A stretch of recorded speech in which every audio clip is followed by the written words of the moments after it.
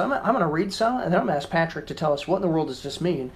Because, I mean, is it true that you remember the Revolutionary War? I was younger back then, but yeah, I was still, yeah. George Washington was a good man. Kindly man. He treated me well.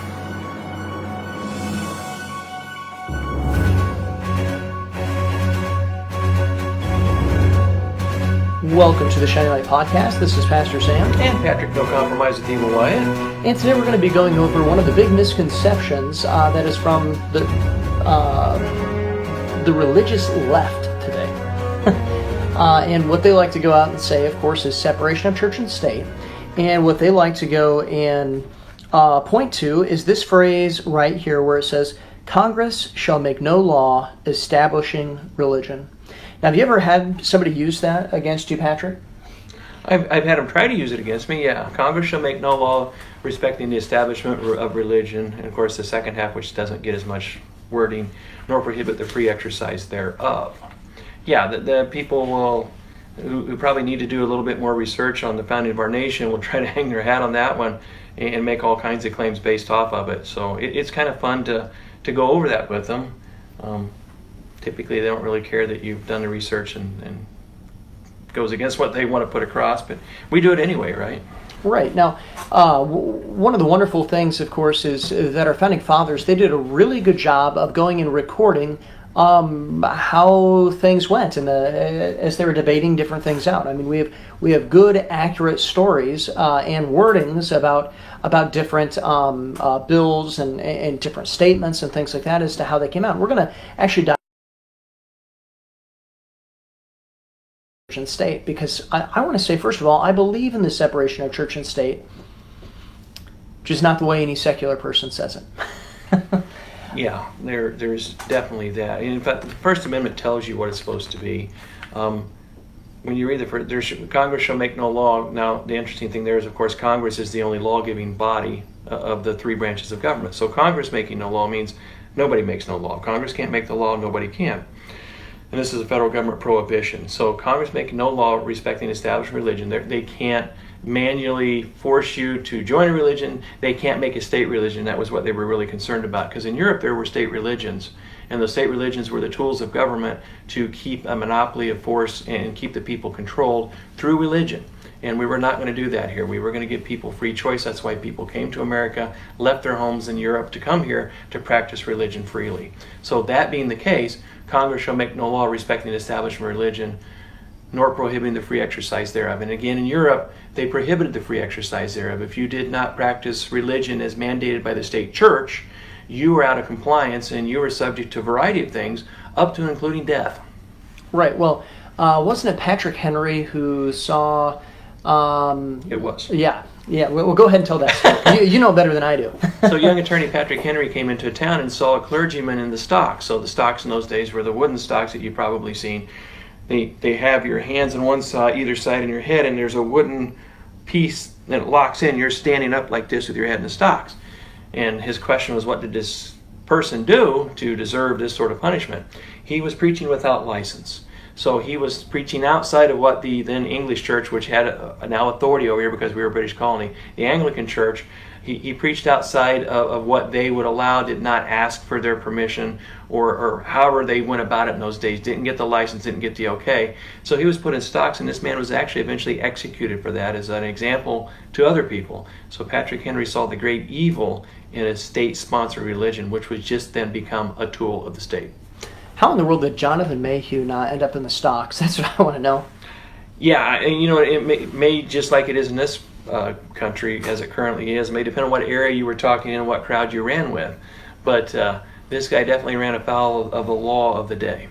Right, but we look at that, and I do believe in the separation of church and state, as I mentioned, but it's the separation that the state should stay out of the church's business, and that is the proper way of having separation of church and state. It's never that the church should stay out of the state's business, because, first of all, that's absolutely impossible within a constitutional republic, because that would mean that every Christian would not be able to vote, and they definitely wouldn't be able to run for office, because guess what? You do vote your morals, your morality, your fabric of what you believe. And by the way, every religion is involved in the state, and every person goes and puts forth their religion and imposes their belief system upon their politics. Yeah, whether you have a stated belief system or not, whatever it is that guides your life, you vote accordingly, you run your life accordingly, and you support people the same way. You put forth those ideas. So whether it's a organized religion or it's something you just your own conscience speaking, everybody comes from a point, and that is the point that with the founding fathers, which were predominantly Christian, and you can go through, I mean, we could spend hours giving quotes of how we need Christianity, we should vote for Christians, we should put Christians in office, these are the court rulings. I mean, that stuff, people that want to deny that's just simply sticking their head in the sand. That's not really a good place to go, but if you want to waste your time and keep saying that stuff and look silly, that's up to you. Right, so I'm actually going to quote from, or read from America's God and Country by William Federer, and this is a great book. You should get this book. If you don't have this book, you should get it. It's a terrific one, but it's an encyclopedia of quotes, and look at how thick this book is. You said we could quote for hours. We literally can quote for hours thanks to Bill Federer. We're not going to do that today on the podcast, but we could. Just so you know, we could quote for hours. But I want to go and read from this and break down exactly how this phrase that Congress, or let me make sure here that First I got Amendment, it right there. start of the First Amendment? Yeah, the start of the First Amendment here, that Congress shall make no law establishing religion. To see where did this come from? Like what was the process? Because I think this is really important. So I'm going to read some, and then I'm going to ask Patrick to tell us what in the world does this mean. Because, I mean, is it true that you remember the Revolutionary War? Well, I was younger back then, but yeah, I was still, yeah. George Washington was a good man. Kindly man. He treated me well. So, yeah, maybe I should go back on my meds. No, but we'll go ahead and I'll read this as to how it came about. George Mason first proposed this statement for it: all men have an equal, natural, and unalienable right to the free exercise of religion, according to the dictates of conscience, and that no particular sect or society of Christians ought to be favored or established by law in preference to others. What does that mean? Well, it goes to show you that the religion of the time, when we talk about religion today, the founders knew when religion was mentioned, predominantly it was Christian. It was a Christian faith. So the only question was, what sect or denomination were you a part of? It wasn't were you a Christian. Almost everybody was. Benjamin Franklin actually had said when somebody questioned him about it, that atheism was unknown in our land, and even the agnostics were very few. In deists, which claim, well, there's a lot of deists, the founders were not predominantly deists. No, they weren't. So that's what it was. So that was a very good wording there. Now, but they wanted to keep moving. You have different people debating. But the intent, when you hear Congress shall make no law respecting the establishment of religion, what he's talking about right there, what George Mason is talking about, is Congress shall make no law ordaining a specific denomination as being the Christian faith of America. That's what the founders were focused on, making that not happen. Right. Now, I've had the privilege of being a part of some platform committees and in some different organizations that go and put out statements and things like that. And something that you always worry about when you're putting out statements and doctrinal statements, or if you're putting out like this a platform, or something that you want people to understand, is that you worry about being too wordy and getting it too long, because then people lose interest and they don't really know what's going on. And I think this is part of kind of what went into how in the world we go from that to Congress shall make no law establishing religion. That because you go and you look at that and you go, how in the world do you get from that big long quote to just those 5 words? And there's also, when you look at that and you're doing a platform committee, and again, like you said, these debates, they were all covered. So everything that was going on has been written down. So it's all been chronicled for people to look at if you want to spend the time to go look at these debates. one word sometimes, you see it one way, somebody else sees it another way. They could misconstrue it. Well, maybe this could be meant, somebody might think that it says this, and this is not our intent, but this word, and you're sitting there going, well, I guess it could be. So how do we fix that? So there's a process of amendments, trying to make it as solid as you can, and as bulletproof, so to speak, so people can't misconstrue or twist the meaning to mean something other than what we're agreeing and debating on. Right. And so the first thing that I read there, that was George Mason, who he proposed this, but it's actually comes down to James Madison, who introduces the first wording of this. So he goes and says, okay, that's a good idea. Let me rework it. Let's build on this. And let's build on that. And this is what James Madison introduces. He says, the civil rights of none shall be abridged on account of religious belief or worship, nor shall any national religion be established, nor shall the full and equal rights of conscience be in any manner or in any pretext infringed. So once again here, this isn't saying that, like, they're not getting at this idea of religion should be out of government. That's not what they're talking about at all. In fact, how would you describe what James Madison put forth? Well, I like what he said there too, because here's a key tenet of Christianity that gets often overlooked. People say, well, we're not a Christian nation, because if we were, we would have been established by law as a Christian nation. But Christianity does not force you to be a Christian, and this is something that we should all understand. Even there's some Christians that might, like, we want to cram it down your throat. This is what, well, if you talk about Christianity, you're cramming it down my throat. No, we're telling you about Christianity. You don't have to listen. You don't have to agree. What he was saying here was talking about, we're not going to force you. We're not going to, by compulsion, make you be a Christian, such as in Muslim nations happen. In a Muslim nation, you are by compulsion have to be a Muslim. Christianity, God does not force us. God gives us the choice. That's the whole beautiful thing about it. God wants a relationship with us. He wants us to love Him like He loves us. You can't force somebody to love you. You can force people to go through the motions, but love has to be freely given. The choice of salvation, to believe in Jesus Christ, to become a Christian, has to be something that you do of your own free will. It cannot be forced. And this is the very essence of Christianity that the founders did remember. Though they strongly wished that people would become Christian, and the way we were founded would introduce a Christian worldview to children growing up and into society. We very much had a Christian worldview. But the point is, if you want to reject that, that is your right, and your choice, I should say. A right, something that you can do that God ordains, and there's no consequence for it, spiritually or otherwise. It is a choice. It's not a right to disobey God, but it is a choice He gives you. We need to make that distinction as well. Right, and this comes down to the idea of individual soul liberty. Now, to understand individual soul liberty, it starts off, you have the right to believe what you want to believe. And in fact, people will believe what they want to believe. And it would be wrong of us as Christians to try to force otherwise. So even if we have a Christian society and a Christian worldview, we teach Christianity in our schools, you still have the option to say, no, I don't want to believe that. And we would say, fine. But we're going to continue, and our laws will continue to reflect a Christian worldview. Our society will continue to reflect that. You can reject it, and you're welcome to live in our society. But realize we're not going to allow that thought process to come in and start fundamentally changing our laws, which unfortunately that's exactly what we've done. Right, and individual soul liberty continues, because though you have the right to believe what you want to believe, the issue is that you'll be held accountable for what you believe.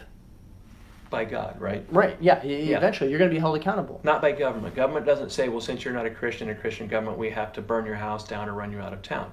That's not what we're talking about. We're talking about ultimately you're held accountable as an individual before God. Right. And then I would finish up too, when it comes to the idea of doctrine, then, that a Christian has the responsibility to believe what the Bible teaches. That's all within the realm of individual soul liberty. Mm-hmm.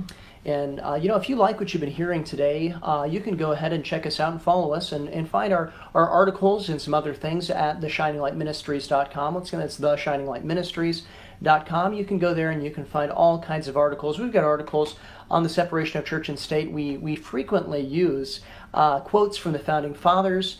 We really are people who believe that this nation was built on a Christian fabric. Yes, that's a good way of putting it. And really that we like the Founding Fathers. We are proud to be Americans, and also we have a good Christian worldview and a good Christian basis. You can find us at theshininglightministries.com, and we'd encourage you to follow us there. But as this thing progresses here, okay? The debate lasted, I believe, from, I think it started somewhere in June, I believe, on the First Amendment. Yeah, June 8th is when James Madison introduced the wording, and I'm about to quote something from August 15th. So yeah, because it went several months. It went, I believe, around 3 months just to get the First Amendment, the few words of the First Amendment right, down on paper, finalized, and we had to ratify it. Right. And so you have George Mason who proposes something. You've got James Madison who goes and rewords it and actually introduces the new wording here. But then it goes to a committee, the House Select Committee, and they revised what he had said to this. It says, "No religion shall be established by law, nor shall the equal rights of conscience be infringed."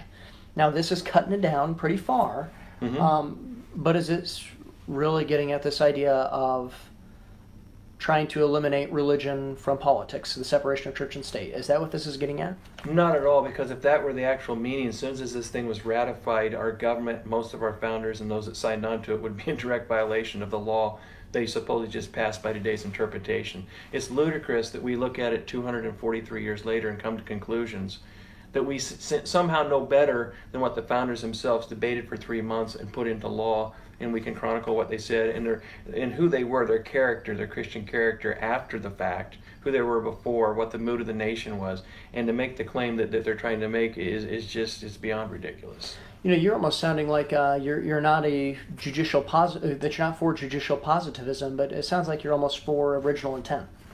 Exactly, for original intent, you know, and also not for judicial review, which also was not given to the judicial branch. So the Constitution doesn't give it. It doesn't give it. The only way to get it is to amend the Constitution. That hasn't been done.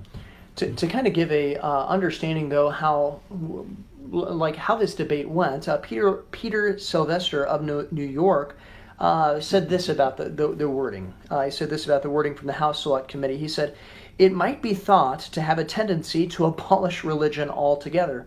By golly, I think he was onto something. Yeah, did he have a crystal ball to look into the future? Because if he did, that's occultic, so he shouldn't have been doing that. But you know, you have to be forward thinking. The founding fathers were pretty wise, but I don't think they could imagine how far we would drift in 243 years. Right, and so that was a pretty good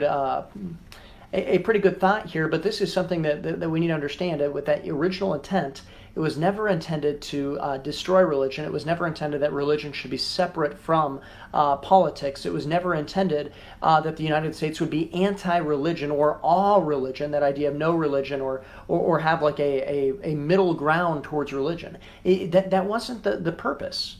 The whole purpose is that they can't come out and say, this is we can't be they wouldn't come out and say, hey, we're a Methodist nation, or hey, we're a Lutheran nation, or hey, we're a Baptist nation, or hey, we're an Anglican nation. Just kidding. We never would have done that because we don't like the British anyway.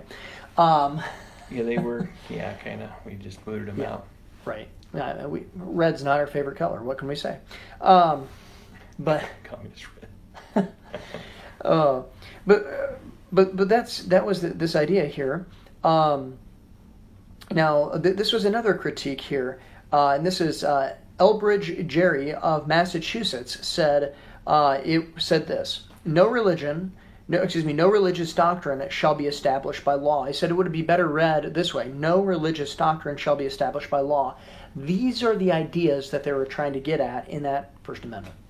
Established by law is key. Religious doctrine should be established by the Bible, should be given to people of free will to prosecute that in their own minds, form the denominations such as they did. But again, if you go down, I just talked about this, you go down the same road as what had happened in Europe, where the Catholic Church had controlled much of Europe in monarchies through the Catholic religion. The Anglican Church was controlled by the British Crown, and they controlled the population through that. In fact, if you went against the king, the church would tell you were defying God himself. So these were ideas the founders did not want to reintroduce. We just realized we just fought a war of revolution to get rid of these ideas. And we also acknowledged during that war of revolution and afterward God's decisive hand in our victory.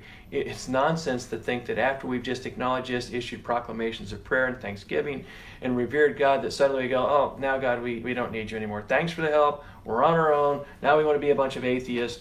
That doesn't make sense. That kind of silliness took and rooted out into this country over time. Right. In fact, Benjamin Huntington of Connecticut protested.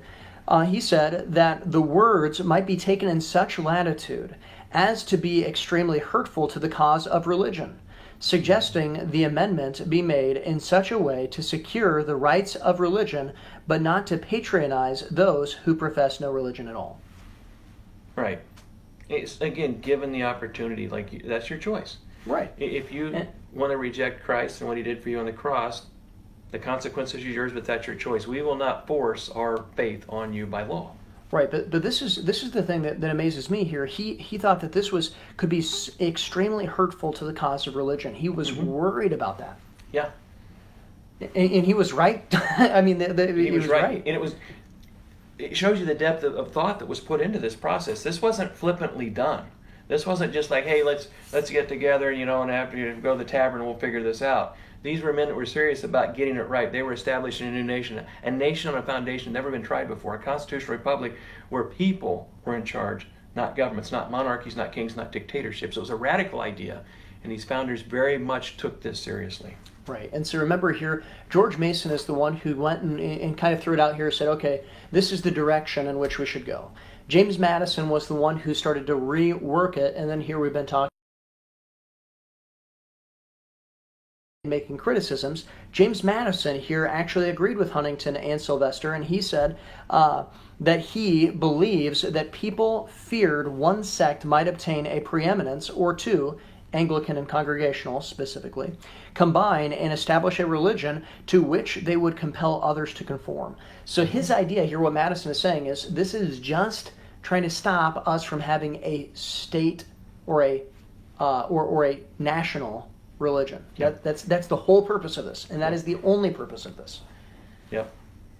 And you've seen this over and over as they talk about this and debate this, and of course the details of debate are available. Right, and the last one before it finally was accepted basically was Congress shall make no laws touching religion or infringing the rights of conscience, which I think that would have been actually a lot better than what we ended up with. Yeah, for conscience sake.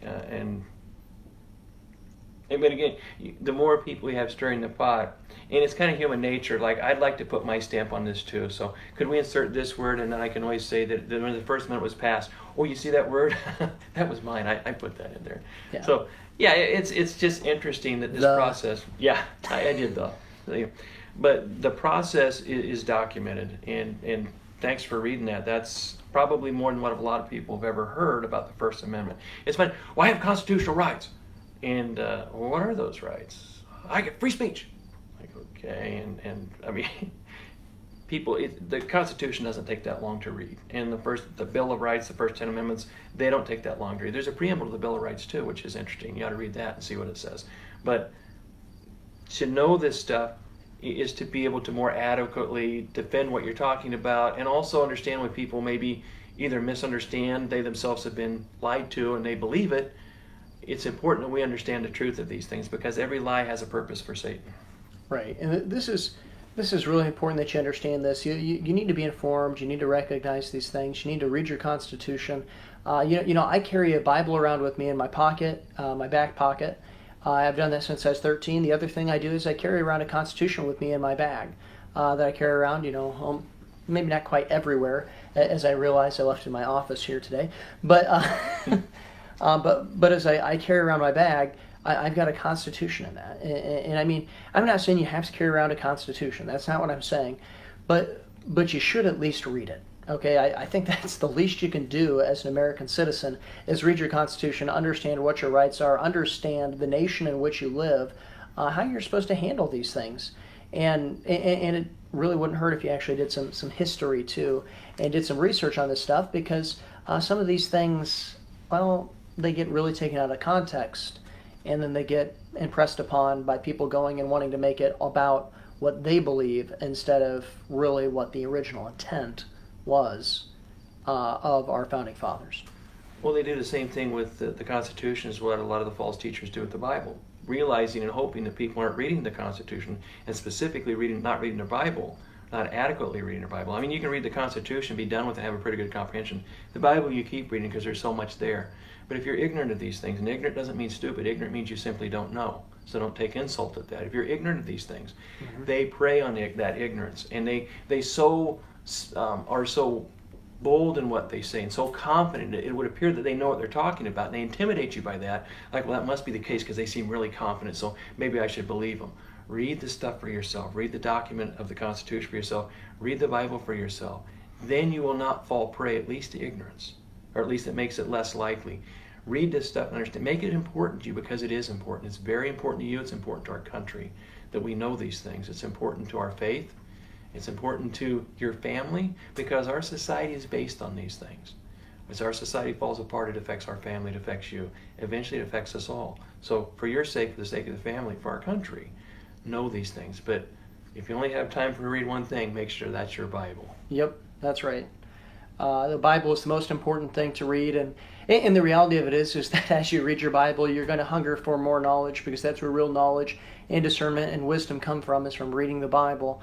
And you're probably going to end up picking up a Constitution if you really commit yourself to reading the Bible. Yeah, because then you do want it. When you start seeing the truth and you start seeing things that you either didn't know all your life and you're going, why didn't I? Well, it's been kept from me. Or you start realizing things you've been taught to believe aren't true.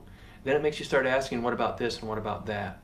And this is where we start making real progress. When we start making an important part of our life, looking these things up, we can put aside some of the entertainment that we absorb ourselves with and actually do some things that are good for ourselves. And what you'll find out over time is I'd rather do this sort of thing than the entertainment things I used to do. My TV doesn't get turned on because this stuff is much more fulfilling and much more interesting and to me more joyful than mindlessly watching somebody else's words coming out of an actor's mouth. You know, my TV does get turned on, but when it gets turned on, it gets turned on my Roku app, right to Worldview Weekend TV, and right to In Defense of the Republic. I don't know why your TV doesn't get turned on to that, but that's where my TV goes right away, Patrick. It just automatically goes. I watch it online, that's why. Oh. Cutting the cord this morning. What, did I throw you a softball or what? That one got knocked way out of the stick. I didn't even know I threw that one to you. You're good. You're really good. I couldn't pass that one up. Shameless plug right there. You need to go to Worldview Weekend TV. You need to check out In Defense of the Republic. You need to defend the Republic. You do need to defend the Republic, and that's what we do on Worldview Weekend. Sam and I do that as well, in addition to our Shine Light podcast. So the Lord has been very gracious to us to give us these platforms to bring you these things that we think is important. And one more thing while we're doing shameless plugs, we might as well go ahead and say, get ready to put this on your Christmas list. You need to put on your Christmas list Darkened Pulpits by Patrick Wyett, because I am convinced it's going to be out before Christmas. Progress has been, as you know, been moving along pretty good the last 2 weeks. It's been moving pretty quick, and I got to a point now where it will move faster towards finish. So there's a lot of research goes into this, and that's what really takes time to get things right and to put things together. Reaching towards the end of that and getting into like the nuts and bolts of what's going on today. So Lord willing, and we'll get this done in a timely fashion. I just want to get it done, but it needs to be done right, so therefore we take the time to do it right. I've read a few of the chapters, but I'm looking forward to reading all of the chapters on Darkened Pulpits. That's going to be one of my go-tos for anything, for study right there. There are certain books that are go-tos, and I'll be honest, I'm really excited. We did top 10 books, I think, in 2019 to read. I am excited to do this in 2020. Because there's going to be a lot more that I found and a lot more that I really want to point out. But one for sure is going to be Darkened Pulpits. I'm already claiming that one. I guess I have to find my own. I'll go with Social Injustice. That's coming out in September. So I don't know when we'll see this podcast. You may see this podcast in September. Probably. This is the month we're told now that it will be coming out. So everything is in to the editor, to the publisher. It's now just a matter of putting it together and getting into production. So I whatever else entails there, at least the part of everybody getting their stuff done is done. So that's right. And so we're really looking forward to that. And I am thrilled for what God has done. And well, that's all we got for today. So, yeah, I think we're out of time. Yep. This Shining Light Podcast, this is Pastor Sam. And Patrick, no compromise with Eva Wyett. And remember, study your history. You hear him talking about evolution and slicing theory